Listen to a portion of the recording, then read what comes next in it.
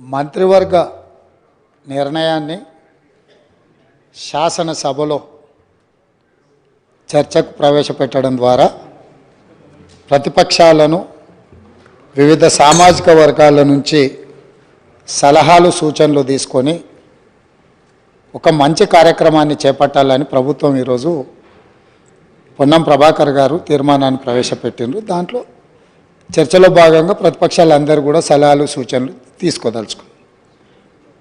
అయితే ఈ సందర్భంగా సలహాలు సూచనలు ఇచ్చేదానికంటే కూడా అనుమానాలను లేవనెత్తడం ద్వారా ఈ అంశాన్ని పక్కదోవ పట్టించి ప్రజలకు కొన్ని అనుమానాలను రేకెత్తించే విధంగా చర్చ ఆ దిశగా జరుగుతుంది అధ్యక్ష. ఈ సందర్భంగా నేను తమ ద్వారా ప్రతిపక్ష పార్టీలకు సభలో ప్రాతినిధ్యం లేని మిగతా వర్గాలకు సామాజిక వర్గాలకు కూడా తమ ద్వారా నేను ఏం చెప్పదలుచుకున్నా అంటే బడుగు బలైన అల్పసంఖ్యాక వర్గాల అభ్యున్నతికి నిరంతరం పాటుపడ్డ చరిత్ర కాంగ్రెస్ పార్టీది.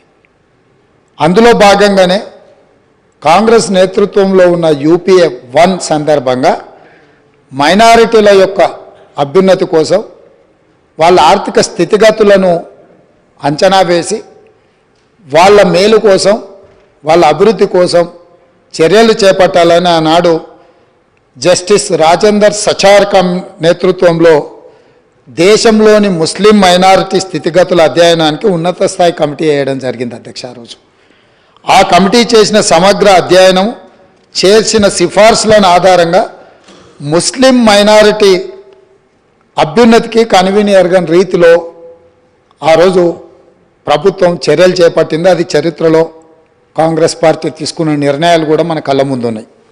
ఇలాంటి అనుభవాలన్నిటిని క్రోడీకరించి మన రాష్ట్రంలో ప్రధానంగా అన్ని వర్గాలకు సంబంధించిన సమాచారాన్ని సేకరిస్తూనే వెనుకబడిన తరగతుల వారి యొక్క అభ్యున్నతి కోసం వారికి అవసరమైన ఆర్థిక సహాయాన్ని అదేవిధంగా రాజకీయంగా కానీ విద్యాపరంగా కానీ ఉద్యోగపరంగా కానీ అన్ని రకాలుగా ఆ వర్గాలకు ప్రభుత్వం అండగా నిలబడాలన్న ఆలోచనతోని మా నాయకుడు పార్లమెంట్ సభ్యుడు రాజీవ్ గాంధీ గారు వారసుడుగా రాహుల్ గాంధీ గారు ఏదైతే మాట ఇచ్చిండ్రో ఆ మాటను నిలబెట్టడానికి ఈరోజు ఈ ప్రభుత్వం పూర్తి స్థాయిలో ప్రయత్నం చేస్తుంది.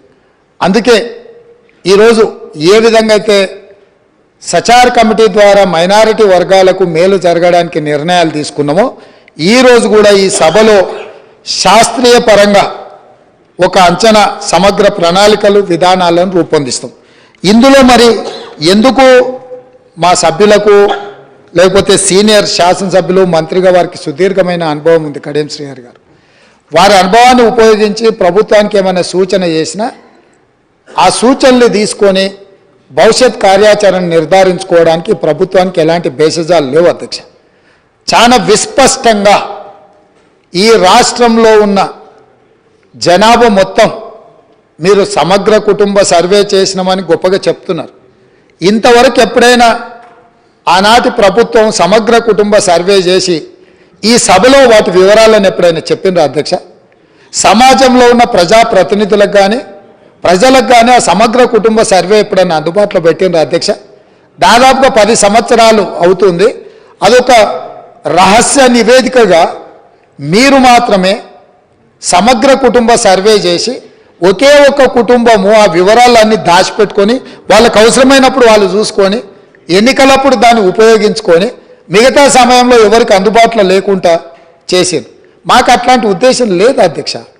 మేము ఈరోజు ప్రవేశపెట్టిన తీర్మానంలో స్పష్టంగా వెనుకబడిన తరగతుల, షెడ్యూల్డ్ కులాల, షెడ్యూల్డ్ తెగల మరియు మిగతా బలహీన వర్గాలకు చెందిన ప్రజల అభ్యున్నతిని నిమిత్తం వివిధ సామాజిక, ఆర్థిక, విద్యాపరమైన, ఉపాధి, రాజకీయ అవకాశాల ప్రణాళికలను రూపొందించి అమలు పరిచేలా తెలంగాణ మంత్రివర్గం 4/2/2024 తేదీన చేసిన సిఫార్సు మేరకు తెలంగాణ రాష్ట్రమంతటా సామాజిక, ఆర్థిక, విద్యాపరమైన, ఉపాధి, రాజకీయ కుల సర్వే కులగణన, ఒక సమగ్ర ఇంటింటి కుటుంబ సర్వేను చేపట్టాలని ఈ సభ ఏకగ్రీవంగా తీర్మానిస్తుంది. ఇందులో ఎలాంటి అనుమానాలకు శశభిషలకు తావు లేకుండా ఈ ప్రభుత్వం ఒక తీర్మానాన్ని ప్రవేశపెట్టింది. ఈ తీర్మానాన్ని మీరు అర్థం చేసుకొని మీకున్న అవగాహన మేరకు, మీకున్న అనుభవం మేరకు మీరు ఇంకేమైనా ఇది అమలు చేసే క్రమంలో ఏదైనా న్యాయపరమైన చట్టపరమైన చిక్కులు వచ్చే అవకాశం ఉందని మీకు ఏదైనా అనుమానం ఉంటే మీ అనుమానాలతో పాటు దీన్ని అమలు చేయడానికి సూచనలు ఇవ్వండి. మీరు అన్ని అనుమానాలను లేవనెత్తి అసలు ఈ తీర్మానానికే ఒక చట్టబద్ధత లేదన్నట్టుగా చర్చ జరగడము ఇది మనందరికీ మంచిది కాదు. కాబట్టి సో మీ మనసుల్లో ఏదైనా అనుమానం ఉంటే అనుమానాన్ని చెప్పండి, దానికి మీ వైపు నుంచి ఇచ్చే సూచన కూడా చెప్పండి. మేము ఇక్కడ ఇది రహస్యంగా మేమేదో కూర్చొని మేమేదో పదురుకొని కూడుకొని ఏదో తీర్మానాన్ని పెట్టి చర్చ లేకుండా పాస్ అని ముందుకు వెళ్ళదలుచుకోలేదు అధ్యక్ష. ఇది అత్యంత కీలకమైంది. తెలంగాణ సమాజంలో సుప్రీంకోర్టు వరకు కూడా జరిగిన చర్చలు ఏముంది, మీరు బలహీన వర్గాలకు మీరు అండగా నిలబడాలంటే మీ లెక్కలేంటివో మీకు తెలవాలి అన్నారు. ఈ బలహీన వర్గాల లెక్కలు తెచ్చి వాళ్లకు నిధుల విషయంలో, నియామకాల విషయంలో సహేతుకమైన వాళ్ళ వాటాను వాళ్ళకి ఇవ్వాలని ఆనాటి కేంద్ర ప్రభుత్వం 2011లో ప్రయత్నం చేసింది. ఆ ప్రయత్నాన్ని తదనంతరం వచ్చిన కేంద్ర ప్రభుత్వము ఆ విషయాలను అన్నిటిని కూడా తొక్కిపెట్టి ముందుకు తీసుకురాలి. 1931 తర్వాత మళ్ళీ మా ప్రభుత్వమే, యూపీఏ ప్రభుత్వమే, శ్రీమతి సోనియా గాంధీ గారు చైర్పర్సన్గా ఉన్న యూపీఏ 2లో 2011లో ఆనాడు ఈ పూర్తి వివరాలను కేంద్ర ప్రభుత్వమే చేపట్టింది అధ్యక్ష. ఆ నివేదికలను బయట పెట్టకుండా తర్వాత వచ్చిన నరేంద్ర మోడీ గారి ప్రభుత్వం అడ్డుకున్నది. 10 సంవత్సరాలు ఆ ప్రభుత్వం అడ్డుకున్నది. 10 సంవత్సరాలు గత ప్రభుత్వం సమగ్ర కుటుంబ సర్వే చేసి వివరాలు బయట పెట్టకుండా ఈరోజు ఆ వివరాలను కూడా దాచిపెట్టారు. అందుకే ఈరోజు మేము స్పష్టంగా, ఎందుకంటే 1% ఉన్నోళ్లకు డెఫినెట్గా బాధ ఉంటుంది. ఎందుకంటే మేము 1% రాష్ట్రాన్ని అంతా మా చేతుల్నే గుప్పిట్లో పెట్టుకున్నాం. ఈరోజు లెక్కలన్నీ బయటకు వస్తే 50% ఉన్నోళ్ళకి ఎక్కడ మనం రాజ్యాధికారంలో భాగం ఇవ్వాల్సి వస్తుందన్న ఆలోచనతోటి కొంతమందికి బాధ ఉండొచ్చు అధ్యక్ష. నేను ఆ వివరాల జోలికి వెళ్ళదలుచుకోలేదు. ఇప్పటికైనా ప్రధాన ప్రతిపక్ష నాయకుడు వారు వచ్చి, ఒకవేళ వారు రాకపోయినా వారిని ఎవరినైతే చేయాలనుకుందో వారు మాట్లాడకుండా పక్క నుంచి నకలు చిట్టీలు అందించి పెద్దలు కడియం శ్రీహరి గారిని కూడా తప్పుదో పట్టించే ప్రయత్నం చేస్తారు. ఎందుకంటే పాపం వారి కడియం శ్రీహరి గారి చిత్తశుద్ధి పట్ల మాకు ఎలాంటి అనుమానం లేదు. నేను పదే చెప్పినా, ఇప్పుడు కూడా ఆన్ రికార్డులో చెప్తున్నా. కాకపోతే సావాస దోషం అంటారు కదా, కొంతమంది పక్కలో కూర్చొని వారిని కూడా తప్పుదోవలో నడిపించే ప్రయత్నం చేస్తుండ్రు. దీనికి సంబంధించి అధ్యక్ష పార్లమెంట్ మార్చాల్సిందే, సీటు కాదు బయటికి పంపాల్సిందే. సీటు మారిస్తే కూడా గాలి జోకితే మళ్ళీ ప్రమాదం ఉంటుంది. నేను స్పష్టంగా నేనే క్వశ్చన్ వేసిన అధ్యక్ష. 21/12/2021లోనే పార్లమెంట్లో నేను ప్రశ్న వేసిన, ఆ ప్రశ్నకు సంబంధించిన రిప్లై కూడా ఉంది. తారక రామారావు గారికి ఇది పంపుతా, ఎందుకంటే వారికి ఏమైనా అనుమానాలు ఏమైనా ఉన్నాయో నా ప్రశ్నకి ఇచ్చిన జవాబు డీటెయిల్గా ఇక్కడ ఉన్నది. వీటన్నిటిని పరిగణలోకి తీసుకొనే ఈరోజు మా ప్రభుత్వం ఒక మంచి ప్రయత్నం చేస్తుంది. ఎక్కడో ఒక దగ్గర దీనికి పునాది పడాలి. ఆనాడు రాజ్యాంగం రాసుకున్నప్పుడే కాంగ్రెస్ పార్టీ ఎస్సీ ఎస్టీలకు రాజ్యాంగపరమైన రక్షణ కల్పించి రిజర్వేషన్లు ఇచ్చిండ్రు. కాబట్టే ఈరోజు 19 మంది ఎస్సీలు 12 మంది ఎస్టీలు సభ్యులై చట్టసభలకు వచ్చారు. 5 మంది, 3 ఎంపీలు, 3 ఎస్సీలు, 2 ఎస్టీలు ఎంపీలై ఈ రాష్ట్రం నుంచి పార్లమెంట్లోకి వెళ్తున్నారు. ఇవన్నీ కూడా కాంగ్రెస్ పార్టీ ప్రజల యొక్క అవసరాలను అన్నిటినీ దృష్టిలో పెట్టుకొని వాళ్ళు అడగకంటే ముందే వాళ్ళ అవసరాలు తీర్చాలన్న ఆలోచన మాకుంది. రాజేందర్ సచార్ కమిటీ వేయడం ద్వారా మైనారిటీ వర్గాలకు ఏ విధంగా మేము మద్దతు ఇవ్వాలనో ఆ విధంగా మద్దతు ఇవ్వడమే కాకుండా కాంగ్రెస్ పార్టీ అధికారంలో ఉన్నప్పుడు మైనారిటీలకు 4% రిజర్వేషన్ ఇచ్చి విద్యా ఉపాధి అవకాశాలలో వాళ్ళని ఆదుకోవడానికి ఉద్యోగ అవకాశాలలో మైనారిటీలకు 4% రిజర్వేషన్లు ఇచ్చిన చరిత్ర మాది.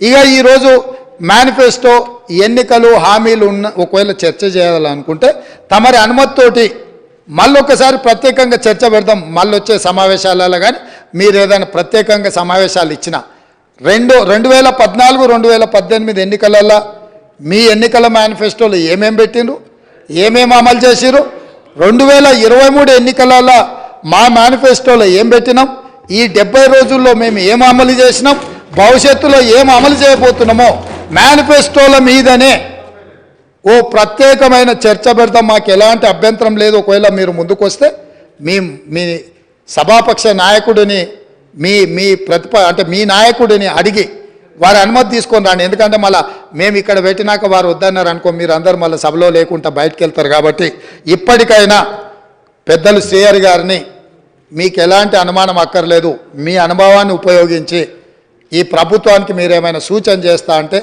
మిత్రుడు గంగుల కమలాకర్ గారు కూడా మొన్నటి వరకు మంత్రిగా ఉన్నారు. వారి అనుమానాలతో పాటు అనుమానాలను అడగడాన్ని మేము అభ్యంతరం పెడతలేము. మీ అనుభవంతో పాటు ఈ ప్రభుత్వానికి సూచన చేయండి. నా వైపు నుంచి సభాపక్ష నాయకుడిగా మా చిత్తశుద్ధిని మీరు ఎలాంటి శంకించాల్సిన అవసరం లేదు. స్వయంగా మేము ప్రభుత్వం ఏర్పడ్డ ఎంబడే మంత్రివర్గంలో మేము తీర్మానం చేసినాం నెల తిరగకంటే ముందే. ఈరోజు సభలో కూడా మేము ప్రవేశపెట్టినాం, మీరు అడగలే, మేమే ముందుకు వచ్చినాం. అంటే ఇక్కడ ఈ మంత్రివర్గ తీర్మానం కానీ సభలో ప్రవేశపెట్టిన తీర్మానం కానీ ఇవన్నీ స్వయంగా మేము ముందుకు వచ్చి చేస్తున్నాము. భవిష్యత్తులో కూడా ఈ మొత్తం సమాచార సేకరణ తర్వాత అది లోకల్ బాడీ రిజర్వేషన్ కావచ్చు, చట్టసభలలో మన జరిగిన ఉమెన్ రిజర్వేషన్లో కూడా ఉపకులాల యొక్క రిజర్వేషన్లు ఏ విధంగా ఉండాలనో కూడా మా పార్టీ పార్లమెంట్లో కూడా ఆ విషయంలో మాట్లాడిన సంగతి మీకు తెలుసు. ఈరోజు ఇక్కడ మేము చెప్తున్నది విస్పష్టంగా ఈ తీర్మానము ప్రధానంగా బలహీన వర్గాలను బలోపేతం చేయడమే మా ఉద్దేశము. పాలితులుగా ఉన్న ఈ బలహీన వర్గాలను పాలకులుగా తయారు చేయడమే మా ముఖ్య ఉద్దేశము. వాళ్ళు ఎంతున్నారో వాళ్ళకంత నిధులు కేటాయించి వాళ్ళ ఆర్థిక ప్రయోజనాలను వాళ్ళని ఆర్థికంగా కూడా నిలబెట్టాలనేదే మా ప్రభుత్వం యొక్క ఉద్దేశము. కాబట్టి ఇంత మంచి తీర్మానం తీసుకొచ్చినప్పుడైనా మీరు ముందుకొచ్చి ఈ తీర్మానాన్ని స్వాగతం పలికి దీన్ని ముందుకు తీసుకెళ్లాల్సిందిగా ఏమైనా సూచనలు ఉంటే కూడా చేయండి. 1, 2, 3 ఇవి మా సూచనలు. ఇందులో మీరు ఈ సూచనల ప్రకారం చేస్తే ఇంకా వాళ్ళకి మేలు జరుగుతుంది అని మీరు చెప్తే తప్పకుండా ప్రభుత్వం వాటిని పరిశీలిస్తుంది, సహేతుకమైన సూచనల్ని పరిగణలోకి తీసుకుంటుందని తమరి ద్వారా వారికి అందరికీ నేను తెలియజేస్తున్నా. అధ్యక్ష కమలాకర్ గారు, కొంచెం శ్రీహరి గారు ప్లీజ్. సీఎం గారు చెప్పారు సార్.